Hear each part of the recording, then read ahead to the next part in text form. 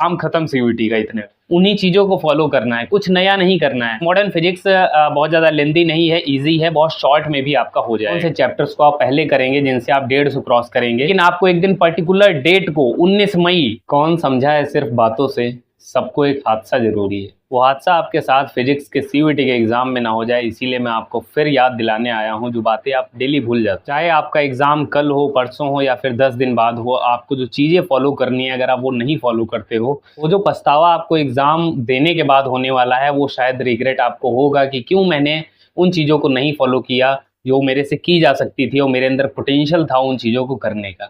हर बार मैं आपको बताता हूं कि आपने अगर 50% सिलेबस कवर किया हो, आपने बिल्कुल भी नहीं पढ़ा हो, तो आप किन चीज़ों को करके 150 क्रॉस कर सकते हो। फिजिक्स में 150 क्रॉस करना कोई बहुत बड़ी बात नहीं होती है अगर आप डेडिकेटली पढ़ाई करते हो और उन चीज़ों को फॉलो करते हो। हमेशा हमारा माइंड ये करता है कि उसे चीज़ें सीक्वेंस में चाहिए, तो हम पहले चैप्टर से शुरू करते हैं वो पढ़ना और 4 चैप्टर में हमारी हालत ख़राब हो जाती है क्योंकि शुरू के 4 चैप्टर बहुत ज़्यादा टफ पढ़ते हैं। अब मैं आपको बताता हूँ कि कौन से चैप्टर्स को आप पहले करेंगे जिनसे आप 150 क्रॉस करेंगे या 140 क्रॉस कर सकते हैं, लेकिन जिनका 50% सिलेबस है वो आराम से 180 तक भी जा सकते हैं अगर इन चीज़ों को फॉलो करेंगे। सबसे पहले मैं आपको अगर बता दूं तो सेमीकंडक्टर और मॉडर्न फिजिक्स, ये एक इंपॉर्टेंट पोर्शन है। जैसे सेमीकंडक्टर पूरा थ्योरेटिकल है तो उसमें कहीं से भी क्वेश्चन आ सकते हैं, उसको आपको सबसे पहले करना है और 3 से 4 क्वेश्चन आराम से वहां से आपके बन जाने वाले। फिर मैं बात कर लूँ modern physics. Modern physics total लगभग 10 से 12 क्वेश्चन वहां से बन सकते हैं, 10 क्वेश्चन मिनिमम।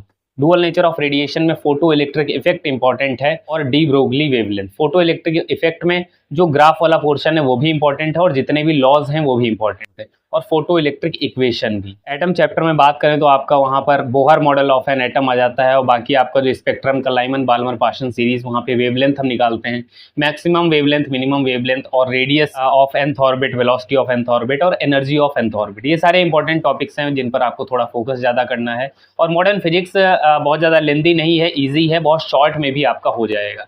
अगर आपकी थ्योरी पे कमांड नहीं है तो मैं आपको बता दूं एनसीईआरटी वाला पे 8 आवर और 3 आवर का मैराथन पड़ा हुआ है जो कि सीबीएसई बोर्ड का है, वहां से आप थ्योरी बहुत अच्छी कर सकते हो, जो कि मेरे टेलीग्राम पे मैंने आपको शेयर कर दिया है, वहां पर आप देख सकते हो। इसके अलावा टेलीग्राम पे बहुत सारे मॉक टेस्ट, लगभग 28 मॉक टेस्ट सिर्फ फिजिक्स के, मतलब बहुत सारी क्वेश्चन प्रैक्टिस जो कि रेलिवेंट है, टोटली रेलिवेंट है। आप इसके बजाय कहीं और से करेंगे तो उन क्वेश्चन को आप कर लेते हैं तो आपकी प्रैक्टिस बहुत अच्छी हो जाती है। फिर मैं बात करूं न्यूक्लियाई चैप्टर की, तो न्यूक्लियाई चैप्टर में आपको सिर्फ न्यूक्लियर डेंसिटी हो गया, बाइंडिंग एनर्जी कर्व हो गया, बाइंडिंग एनर्जी कैसे निकालते हैं, मास डिफेक्ट वाला पोर्शन, न्यूक्लियर फिजन फ्यूजन और न्यूक्लियर फोर्स की थ्योरी वाला पार्ट, इतना कर लोगे तो आराम से चीजें हो जाएंगी। इसके बाद आपको इलेक्ट्रोमैग्नेटिक वेव चैप्टर में आना है, जहां पर आप E0/B0 एक फॉर्मूला है, आपका डिस्प्लेसमेंट करंट है। बाकी इलेक्ट्रोमैग्नेटिक स्पेक्ट्रम में यूजेस और वेवलेंथ और फ्रीक्वेंसी की जो रेंज दी हुई है, इतनी चीज़ों को आपको वहाँ से करना है। ध्यान रहे ये इंपॉर्टेंट टॉपिक्स बता रहा हूँ, एक बार सिलेबस को कंप्लीट पढ़ना बहुत इंपॉर्टेंट है और जितने चैप्टर में फॉर्मूले हैं वो सारे करना बहुत ज़्यादा इंपॉर्टेंट है।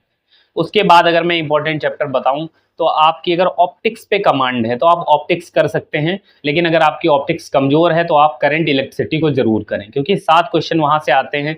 ड्रिफ्ट वेलोसिटी हो गया, रेजिस्टेंस और रेजिस्टिविटी का जो टेम्परेचर के साथ वेरिएशन है और लाइक ग्राफ वगैरह वहाँ पे, और फॉर्मूले वगैरह भी आपको ध्यान रखने हैं। चार्जिंग डिस्चार्जिंग ऑफ सेल से क्वेश्चन पूछे जा रहे हैं, सर्किट प्रॉब्लम से क्वेश्चन आ रहे हैं, व्हीटस्टोन ब्रिज कई में बन रहा होता है, वो भी नॉर्मली क्वेश्चन हम लोग को देखने को मिले हैं। उसके बाद हम बात करें ईएमआई और एसी, छोटे चैप्टर्स हैं और क्वेश्चन आना फिक्स है, दोनों चैप्टर से 6 क्वेश्चन लगभग आएंगे। ध्यान रखें ईएमआई और एसी में आपको अगर इंपॉर्टेंट टॉपिक बताऊं तो ट्रांसफार्मर हो गया, मैक्सिमम ईएमएफ इंड्यूस जो एसी जनरेटर में पूछी जाती है, और आपका रेजोनेंस वाला पार्ट और आपका एलसीआर सर्किट, इतना कर लेते हो। सेल्फ इंडक्टेंस भी ध्यान रखना, इतना कर लेते हो आराम से आप अच्छा स्कोर करोगे। फैराडे लॉ भी इंपॉर्टेंट है। फिर मैं अगर बात करूं तो मूविंग चार्जेस है और फिर इलेक्ट्रोस्टैट पोर्शन है, ये थोड़ा टफ पोर्शन है।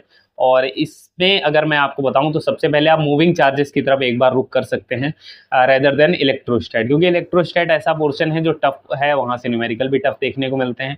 बाकी उसके इंपॉर्टेंट टॉपिक्स की बात करूं तो एक बार यही सजेशन दूंगा। इलेक्ट्रिक डाइपोल वाला पोर्शन आप देख सकते हो जिसमें इलेक्ट्रिक फील्ड निकालते हैं, और बाकी आपका स्टार्टिंग जैसे electric field of due to various charges हो गया, प्रिंसिपल ऑफ सुपरपोजिशन जिसमें लगता है, और पैरेलल प्लेट कैपेसिटर हो गया, एनर्जी स्टोर्ड इन कैपेसिटर हो गया, और आप वहां पे देखेंगे potential energy like work done हम निकालते हैं कि 3 चार्जेस पहले इन्फिनिटी पे थे, उनको लाके हमने एक ट्रायंगल बना दिया तो वर्क डन कितना होगा, ये सारे क्वेश्चन वहाँ से देखने को मिल रहे हैं। और एक और चीज़ है, अगर सारे फॉर्मूले आप कर लेते हो, थ्योरी अच्छे से पढ़ लेते हो, तो ध्यान रहे 30 क्वेश्चन लगभग कहाँ से आने हैं, थ्योरी से आने हैं, और आपके 20 क्वेश्चन लगभग न्यूमेरिकल आते हैं, और पेपर मीडियम लेवल बनता है जिसमें 30 क्वेश्चन ईजी होंगे, जिसमें से लगभग 12 क्वेश्चन आपको मीडियम मिलते हैं, बाकी 8 क्वेश्चन आपके टफ मिलते हैं। न्यूमेरिकल में बात करें तो लगभग 6-7 न्यूमेरिकल ही टफ मिलते हैं, और बाकी आपके स्टेटमेंट वाइज कुछ क्वेश्चन 2-3 टफ मिल जाते हैं, बाकी सब डायरेक्ट क्वेश्चन बहुत सारे आपको देखने को मिलेंगे। लगभग 23-24 क्वेश्चन ऐसे होते हैं जो डायरेक्ट बन जाने वाले होते हैं। वेव ऑप्टिक्स में बताऊं तो आपका इंटरफेरेंस और डिफ्रेक्शन वाला पोर्शन इंपॉर्टेंट है। रे ऑप्टिक्स में बताऊं तो टेलीस्कोप ध्यान रखना, प्रिज्म, डेविएशन ऑफ प्रिज्म, और आप ध्यान रखेंगे lens maker formula, lens formula और टोटल इंटरनल रिफ्लेक्शन। इतना पोर्शन कर लेते हैं तो इजीली आप जो है बहुत सारे टॉपिक इनमें से आपके फंसने वाले हैं। लास्ट में एक और चीज़ आपको बोलूँगा, फिजिक्स का जब भी पेपर आपका हो, पैनिक नहीं करना है, घबराइए नहीं, क्योंकि सीयूईटी की हाइप जो इतनी क्रिएट कर दी गई है ना, उसकी वजह से आपके अंदर डर बैठ गया है। और डर क्या है? डर एक विचार है जो आपको आता है और आपको डरा देता है, और आपका माइंडसेट पूरा वहाँ पे खराब हो जाता है। आप सोचिए 2-3 महीने से आप एक ही एग्जाम की प्रैक्टिस कर रहे हो, वही सारी फिजिक्स पढ़ रहे हो, वही सारे क्वेश्चन कर रहे हो, लेकिन आपको एक दिन पर्टिकुलर डेट को 19 मई दोपहर 3 बजे से लेके 6 बजे आपका एग्जाम है, तो आप कहते हो कि अरे भैया एग्जाम है, अब तो मैं कैसे करूंगा। अरे भाई, जैसे 2 महीने पहले कर रहे थे वैसे ही करना है, उन्हीं चीज़ों को फॉलो करना है, कुछ नया नहीं करना है। वही चीज़ें पूछी जाएंगी, वही आपका एनसीईआरटी बेस्ड सिलेबस है, वही सब है। उस एक दिन के लिए आपके अंदर घबराहट नहीं होनी चाहिए, जबकि आपको खुद पे कॉन्फिडेंस होना चाहिए कि वही काम है जो मैं 2 महीने पहले से करते आ रहा हूँ, या 10 दिन पहले से मैंने डेडिकेटेड होकर पढ़ाई की, तो वो काम जो मैं करते आ रहा हूँ बस उसी का मुझे एग्जाम देना है। और उसको एज अ प्रेशर मत लो अपने ऊपर, उसको एक फ्री माइंडसेट से दोगे जाके तो बहुत अच्छा जाएगा, और रिजल्ट के बारे में उतना नहीं सोचा जाता है। आप जाओगे फ्री हैंड एग्जाम देके आओगे, बहुत अच्छा जाएगा। बाकी अगर कोई स्टूडेंट बहुत ज़्यादा पैनिक कर रहा हो, या आपको कोई रोड मैप चाहिए हो फिजिक्स का, तो आप पर्सनल गाइडेंस मेरे से ले सकते हैं, मात्र 59 रुपये में जोड़ सकते हैं। और कमेंट में ये भी बताना कि ये जो मैं स्ट्रेटजी की वीडियोस बना रहा हूँ ये आपके लिए हेल्पफुल हैं कि नहीं, क्योंकि मैं बातें मेरी 90% सेम रहती है मैक्सिमम वीडियो में, लेकिन इंपॉर्टेंट ये इसलिए है क्योंकि सच का रास्ता एक होता है। मैं कोई झूठ यहाँ पे नहीं बोल रहा हूँ आके कि आपको बता दूं कि देखो देखो इस वीडियो में मैंने ये बोला फिर ये बोला, क्योंकि एक ही तरीका है जो करने का, वही मैं आपको बार बार बताता हूँ। प्रैक्टिस करनी है, थ्योरी पढ़ना है, फॉर्मूला रिवाइज करना है, ग्राफ देखने, यूनिट देखनी, काम खत्म सीयूईटी का। इतने चैनल पे नया हो तो सब्सक्राइब कर लेना। मिलते हैं नेक्स्ट वीडियो।